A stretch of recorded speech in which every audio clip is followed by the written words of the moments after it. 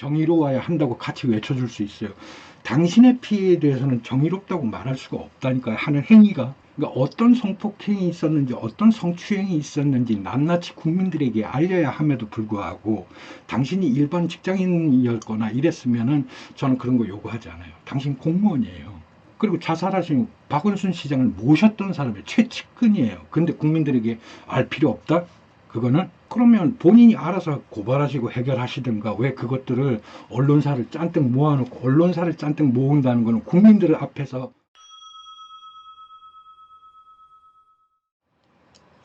네, 한 주 동안 안녕하셨습니까? 홍수장입니다.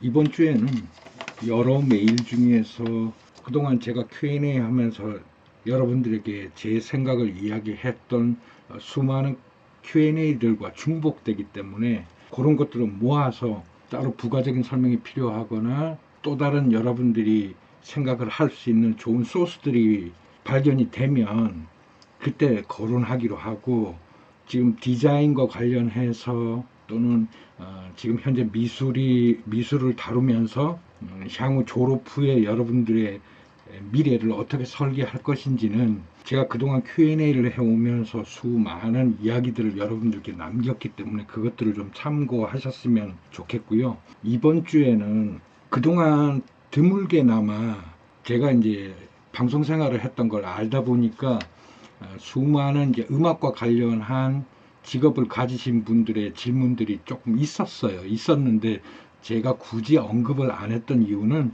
너무 장르 구분 없이 막 이것저것에 대한 질문에 대해서 대답을 하다 보면 중심점이 사라질 것 같아서 이 영상을 보시는 여러분들에게 아저씨가 이렇게 영상에 나와서 설명하는 것은 우리 학생들이 다양한 분야의 공부를 많이 하시고 다양한 분야에서 이 사회 활동을 하고 계시지만 특히나 이 사회의 가장 약자이고 가장 힘없고 가장 소외된 예술이라고 하는 장르를 다루는 사람들, 그 직군에 속하는 청년들에게 저는 중심을 두고 이야기하는 거예요. 그렇다고 해서 인문계나 자연계를 공부하신 분들도 상관없다가 아니라 누차 설명하지만 저는 엘리트 예술보다는 대중예술을 표방하는 사람이기 때문에 여러분들이 어떠한 학습을 하고 이 사회에서 어떠한 장르에서 어떠한 분야에서 여러분들의 인생을 살아가든 예술이라고 하는 장르는 남녀노소 불문하고 누구나 공유하고 이용할 수 있는 사업이 되어야 하고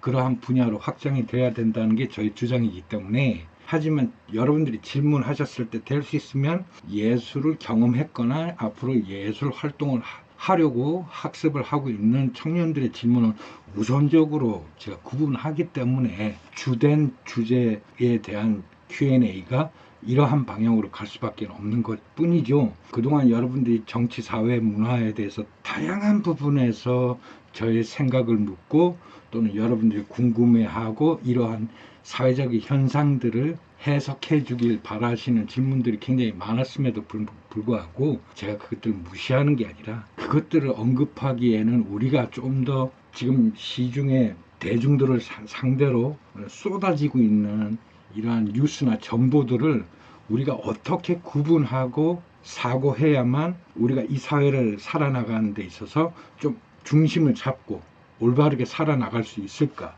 해결책을 여러분들 스스로 발견하실 수 있도록 하는 게 저의 목표이기 때문에 그렇지, 제가 대답하기 곤란해서 회피하거나 이런 것도 아닙니다. 그러니 여러분들 오해하지 마시고, 그래서 이번 주는 은지 양이 보낸 메일을 중심으로 할게요. 수많은 음악을 다루는 친구들이 아저씨한테 여러 가지 다양한 질문들을 많이 해주셨는데 제가 은지 양의 질문지를 뽑은 이유는 은지 양이 인디밴드만 10년 동안 해오신 분이기 때문에 이 은지 양한테는 내가 꼭 대답을 해줘야 되겠다는 생각들이 은지 양의 질문지를 뽑았고, 은지 양이 10년 동안 인디밴드를 해오면서 그나마 자신만의 환경을 만들어 갖고 자신들의 팬들도 있고 또 인디 문화를 좋아하시는 그런 그룹들에서 그런 환경에서 나름대로의 자리를 잡고 살아가다가 작년부터 시작된 이 코로나 사태로 인해 가지고 경제적으로 많이 어려워져. 또 경제적인 부분을 떠나서 지금은 인디 밴드들이 설 자리들, 플랫폼들이 사라져 버린 상태죠. 이런 상태다 보니까 은지양이 전혀 경험하지 못했던 편의점 아르바이트부터 패스트푸드점 아르바이트까지 해가면서 생계를 이어가고 있다는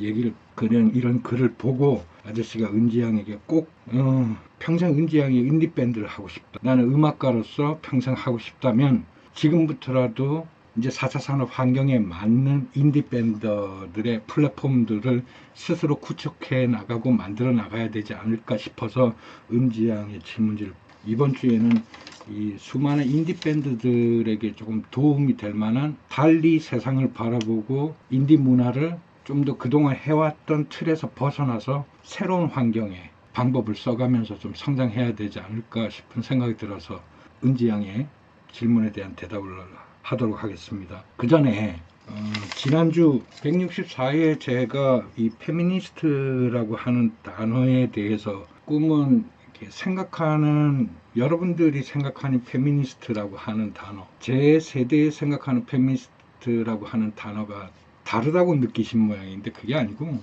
여러분들이 페미니스트라고 하는 단어로 인해서 지금 이 살아가는 환경에서 접하게 되는 수많은 뉴스와 또 여러분들이 경험하게 되는 남녀차별이라든가 미투 운동이라든가 이런 모든 것들이, 여러분들은 즉각 발생되는 그러한 페미니스트들 단체에서 구가하는 용어들이나 아니면 언론 매체를 통한 그들의 주장에 의해서 분노하고 반박하고 대항하시고 계시지만, 저는 근본적으로 크게 이 자그마한 주제를 해결한다고 해서 이 우리나라에 존재하고 있는 수많은 잘못된 페미니즘에 대한 문화가 사라지거나 이러진 않을 거란 얘기예요. 그리고 우리 사회의 구조가 이러한 작은 문제를 해결함으로써 모든 것들이 해결될 것이다라는 생각이 너무 지엽적이고 이렇게 작은 생각이다. 그런 사고의 폭을 좀 넓혀야 된다는 의미에서 여러분들에게 크게 생각을 해봐라 라고 하는 의미에서 마치 어른처럼, 소위 말하는 여러분들 말 맞다는 꼰대처럼 대답을 하게 될 수밖에 없었는데, 이 부분에서 조금 AS를 하고 넘어갈게요. 아저씨가 지난 164회 페미니스트에 대한 이야기를 하면서 그렇게밖에 말할 수 없었던 이유는 딱 한 가지예요. 모든 것들이, 여러분들이 지금 경험하고 있는 청년 세대들이 경험하고 있는 것들이 해결되기 위해서는 이 사회 구조가 바뀌어야 되거든요. 이 사회 구조가 바뀌어야만 여러분들이 정의롭지 않은 저러한 주장들, 정의롭지 않은 저러한 단체들이 어떻게 세상에 나와서 저렇게 당당하게 활동할 수 있을까라는 비상식적인 일들이 사라지게 되는 거예요. 그래서 보시면 제 영상을 오랫도록 지켜보신 분들이라면 제가 계속해서 강조하던 것들이, 우리나라 민주정부가 들어설 때마다 최대 과업은 첫째는 사법제도 개선과 개혁과 언론개혁과 그다음 교육개혁은 이건 필수로 이루어져야 되는 것이에요. 근데 느닷없이 이런 얘기를 왜 페미니즘과 결부시키냐 그러면, 여러분들이 이러한 개혁 없이 또한 사회적인 문제가 야기됐을 때 그것들이 정의롭게 해결이 되겠느냐고요. 그동안 군사 독재 체제에서 겨우 민주화를 이루어서 김대중 대통령, 노무현 대통령을 통해서 우리가 민주정부라는 걸 경험을 해봤어요. 그 시기를 통해서 끊임없이 을이었던 집단에서 갑으로 변신시켜줄 수많은 비리들이 발생이 됐었어요. 그 시기 때. 그것들을 최대한 활용한 게 이명박 때와 박근혜 때라고. 그러니 여러분들도 대통령만 그리 바뀌었을 뿐이지, 과연 이 대통령 수반을 받쳐주는 그 밑에 수많은 공무원 집단들, 사법, 행정, 이런 부분들의 개혁이 이루어졌냐고요. 가까운 예로라도 여러분들이 우리 문화예술인들 블랙리스트 작성해서 정권에 반하는 인사들은 철저하게 외면하고 철저하게 이 사회 활동을 막아왔, 그런 유명한 사건들도 여러분들 기억하지만, 지금 그 블랙리스트와 관련해가지고 과연 이 공무원 집단에서 그러한 작업에 참여했거나 동조했거나 했던 사람들을 여러분들 기억하는 사람 있어요? 전혀 사법 처단되지 않았어요. 그건 뭐예요? 사법개혁이 일어나지 않았기 때문에, 이루어지지 못했기 때문에. 우리가 해방되고 나서 대통령만 계속해서 우리가 시위하고 민주화 운동을 하고 촛불혁명을 통해서 계속해서 민선정부를 갖다가 대통령으로 시켰지만 그 밑에 수많은 공무원 집단들이나 이 행정수반들이나 사법수반들을 중에 공무원들을 우리가 단 한 번이라도 과거의 역사 속에 우리 국가 안녕에 위반되는 사람들을 단 한 번이라도 처단해서 여러분들이 그런 보도를 본 적이 있냐고요? 없어요. 지금 여러분들 뻑하면 SNS 떠오르는 LH 사태, LH 회사에 다니는 직원들이 은행으로부터 터무니없는 융자를 받아가지고 개발될 땅을 미리 사가지고 땅 쪼개기를 해서 개인적인 재산을 불리는데 이용을 해. 지금 시끌벅적하죠. 그러면 여러분들 같으면 문재인 정부 이거 형편없네 하고 문재인 정부를 욕해요? 저는 생각이 달라요. 그런 사건들이 터지면 문재인 정부가 문제가 아니라 그동안 이 LH가 이명박 때 국토부하고 합쳐져서 만든 회사인데 준공무원 집단이란 말이죠. 이런 조직들이 해체가 안 되고 지금 계속 유지가 되어 있기 때문에 당연히 비리가 발생되는 것이고, 이 공무원들은 대권의 주자가 누가 바뀌든 간에 상관없이 이들은 지금까지 자기들 벌어먹고 사는데 지장 없었어요. 그렇기 때문에 이들이 안 입고 오면 LH에 취업하면 되잖냐 니들도 하는 메일들이 나오는 이야기가, 그런 주장들이 나올 수 있는 거야. 그런 건방진과 어처구니 없고 비상식적인 이야기가 나올 수밖에 없는 세상이에요. 이런 관점에서 여러분들이 페미니스트라고 하는 지금 여성단체에서 주장하고 있고, 여성단체에서 페미니즘을 왜곡하고 자기들 입맛에 맞게끔 터무니없고 어이없고 국가관과 우리 민족과는 전혀 상관없는 젠더의 문제를 사회화시키고 사건화시키는데 주저없이 망설임 없이 나오는 이런 태도를 보면서 여러분만큼이나 저도 분개해요. 그렇지만 이런 단체들의 이러한 어처구니 없는 모습들을 사법개혁 없이 과연 가능하겠느냐 하는 얘기입니다. 언론개혁 없이 가능하겠느냐는 얘기예요.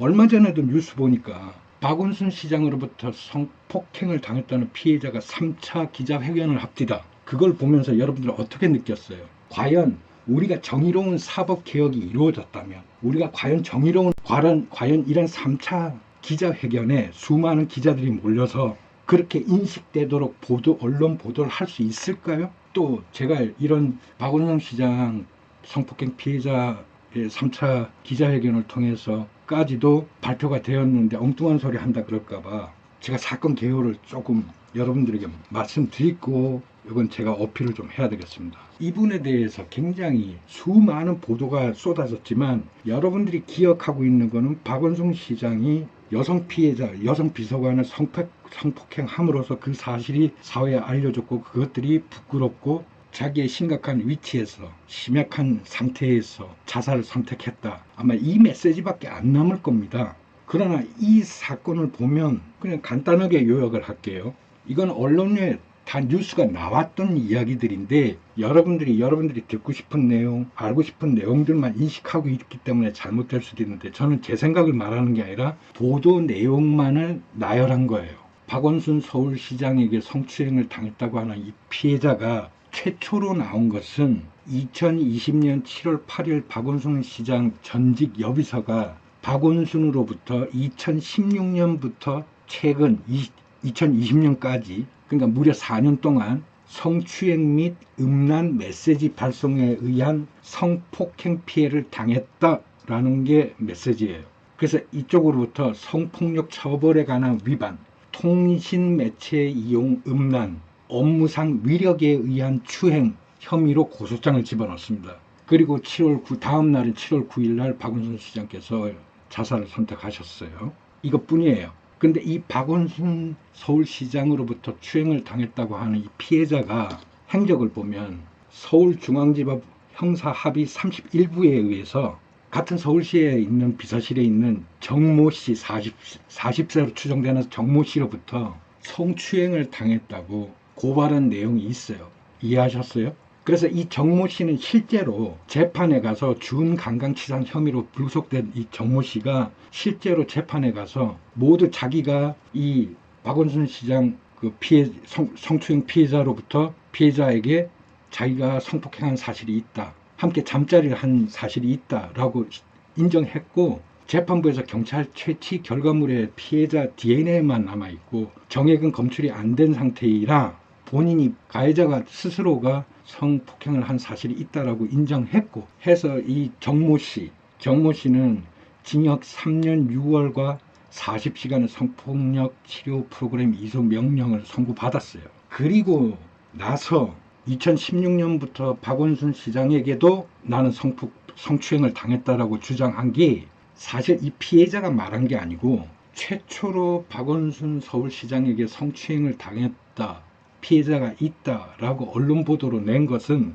한국여성단체연합 상임대표에 의해서 이게 외부로 최초로 알려지게 된 겁니다. 그 후로 지금까지 여러분들이 알고 있듯이 박원순 시장은 이미 돌아가셨고 이 피해자는 끊임없이 박원순 시장으로부터 추행을 당했다고 주장하고 고소장을 집어넣은 상태예요. 그거를 작년 12월 29일 날 고소장을 받은 내용에 대해서 수사를 해본 결과 공소권 없음으로 수사를 마무리한 거예요. 이건 사건이 될 수 없다라고 사건을 내려버린 거라고요. 그에 대해서 이 피해자가 억울하다라고 국가인권위원회에다가 호소를 한 겁니다. 거기에 대한 반응으로 국가인권위원회에서 늦은 밤 피해자에게 카톡을 한 것은 부적절하다라는 내용 하나, 집무실에서 네일아트를 한 손톱과 손을 만졌다는 피해자의 주장에 의해서 성적 굴욕감과 혐오감을 느꼈을 수 있다. 그러므로 이것들은 피해자가 그리 느꼈다 그러면 성희롱이 될 수 있다 라고 이야기한 거예요. 근거는 이거밖에 없어요. 그럼 여러분들, 그동안 지금 이게 문재인 정부 들어가지고 수많은 미투 운동에 의해 가지고 수많은 사건들이 지금 현재 인터넷에도 있고 여러분들이 얼마든지 확인할 수 있어요. 제가 기억하기로는 2018년도 서지현 검사가 최초로 용감하게 나서서 미투 운동을 시작했어요. 그래서 서지현 검사가 어떻게 검찰청에서 성추행을 당했고 피해자로서 이 국민들에게 소상히 알리고 처벌을 해달라고 요구했는지 여러분들 아실 거예요. 그 후로도 연출가 이윤택의 성추행, 시인 고은, 극작가 오태석, 이윤택, 배우 조민기, 조재현 이런 사람들에게 어떻게 성추행을 당했는지 피해자들이 다 인터넷 보면 전부 나와 있습니다. 그러니까 피해자들이 피해 사실에 대해서 굉장히 구체적이고 사실적인 내용들을 다 증거하고 있어요. 지금까지 미투에서 보면. 근데 박원순 시장의 피해자라고 하는 이분은 느닷없이 여성단체에 의해 가지고 이 정모 씨뿐만이 아니라 나를 성노리개로서 박원순도 나에게 성추행을 했다 라고 해서 고발장을 넣고 그것들을 한국여성단체연합에서 언론을 통해 알려진 거란 말이죠. 근데 어떤 한 내용의 성추행이 있었는지는 아직도 말을 하지 않아요.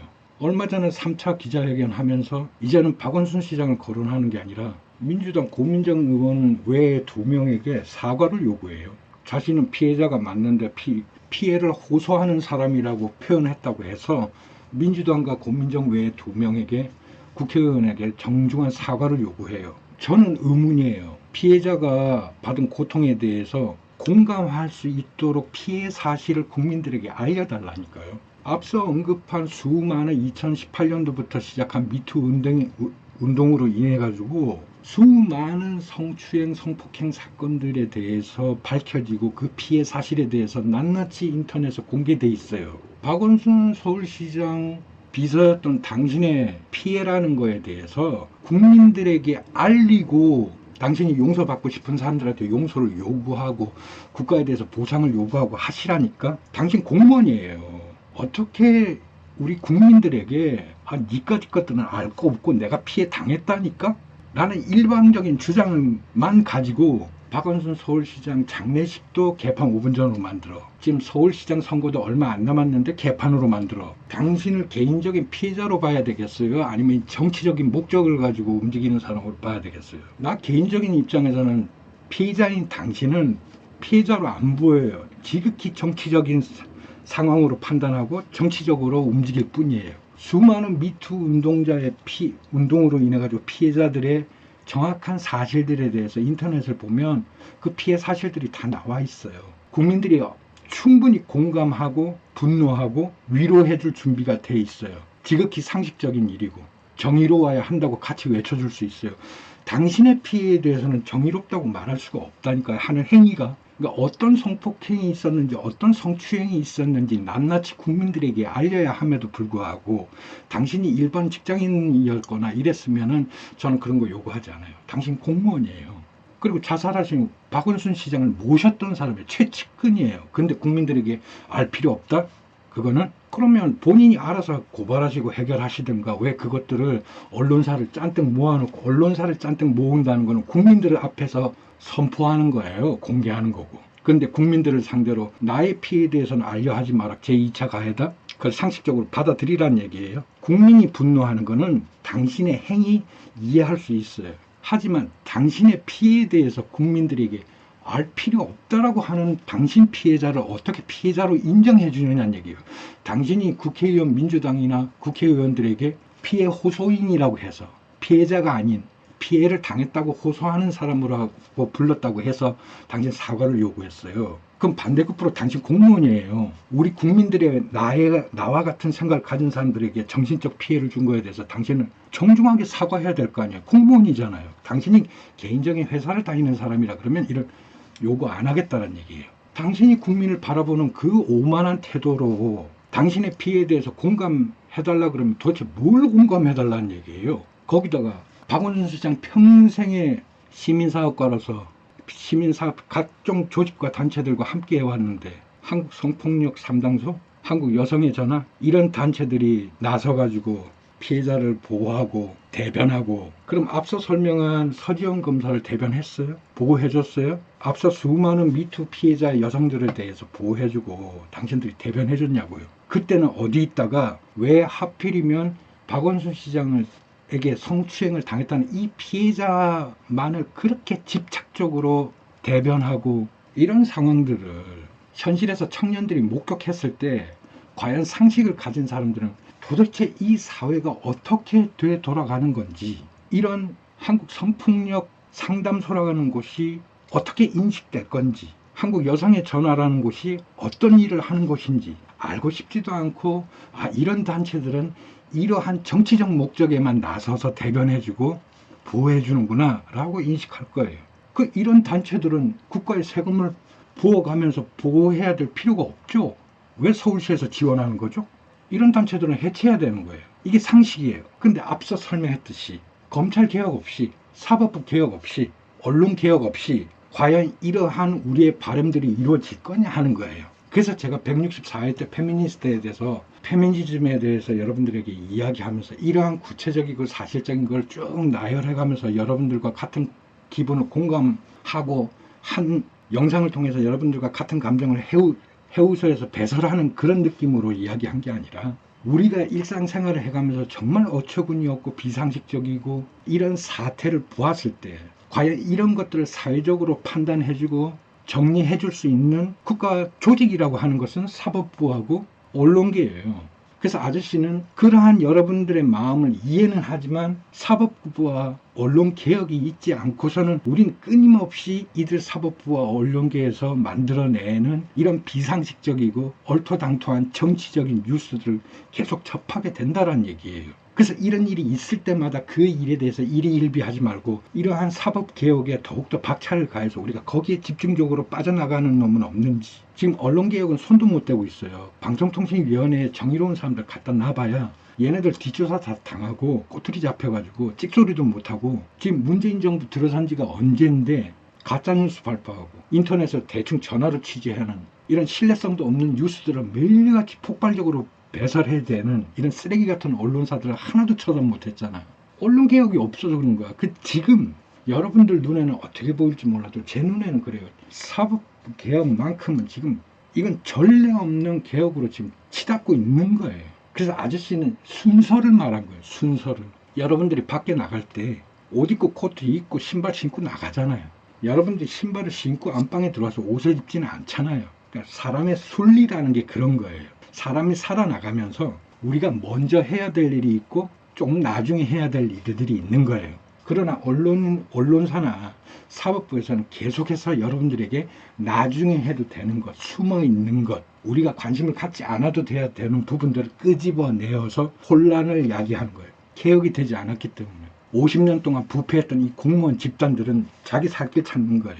앞서 설명한 LH공사 문제, 이거 분명히 나쁜 짓이고 여러분들은 충격적이고 정말 분노할 거예요. 그러한 아주 고단수의 언론 플레이를 여러분들이 LH공사라고 하는 뉴스에 집중하도록 만드는 거예요. 왜 집중하게 만들었을까요? 부산의 LCT 사업을 두고는 전체가 비리덩어리고 공무원들이 전체가 협심해서 권을 그 LCT 사업에 준 거고, 서울을 비롯한 수많은 지식인들과 사법부와 행정수반들이 비리로 얽힌 데가 LCT예요. 그 LCT에 관련한 뉴스에 대해서 국민들이 호기심을 갖고 더 깊이 찾아 들어가는 걸 방지하기 위해서 LH공사 문제 하는 이러한 준 국가기관에서 토지와 관련해서 개발과 관련해가지고 재개발과 관련해서 건설과 관련해서 부정부패는 50년 동안 축적한 데라 그냥 파면 나와요. 그럼 여러분들은